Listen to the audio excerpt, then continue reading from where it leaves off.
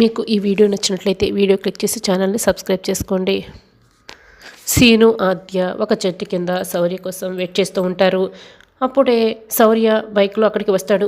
ఆద్య, నన్ను నమ్మ ఆద్య, ఆ స్మిత నన్ను ఇలా ఇరికిస్తుంది ఆద్య, మళ్ళీ దాని కుట్రకి నేను బయలైపోతాను, నాకే పాపం కూడా తెలియదు ఆద్య, నువ్వు కూడా నమ్మకపోతే నేను ఇంక ఏమైపోవాలి అని బతిమలాడుకుంటుంటాడు శౌర్య. ఆ స్మిత కుట్ర చేస్తుంది నిజమే, కానీ మేము కూడా నమ్ముతాం. మేము నమ్మితే ఏం లాభం? ఒక్కరోజు ఆగితే ఆ తర్వాత రోజే పెళ్ళి. ఈ ఒక్క రోజులో మనం ఏం చేయగలం? అక్కడ రామలక్ష్మితో పాటే మా పెద్దమ్మ కూడా నమ్మటం లేదు. మీ పెళ్ళిని ఎలాగైనా ఆపేయాలని మా పెద్దమ్మ కూడా చాలా ప్రయత్నిస్తోంది. ఇప్పుడు నేనేం చేయగలను చెప్పు? ఏం చేయాలన్నా కూడా ఈ ఒక్క రోజులోనే మనం చేయాలి అని, దాని గురించి ఆలోచించాలి అని ఆద్య అంటుంది. ఈ ఒక్క రోజులో మనం ఏం చేయగలం ఆద్య? అదంతా కష్టం కదా.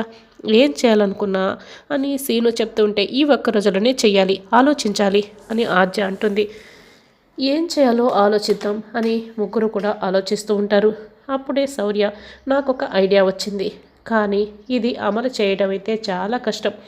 ఇందులో ఏ చిన్న పొరపాటు జరిగినా నా ప్రాణాలే పోయే ప్రమాదం ఉంది అని శౌర్య అంటాడు. అవునా, నీ ప్రాణాలకు తెగించి ఆ ప్లాన్ అమలు చేస్తాను అంటున్నావు.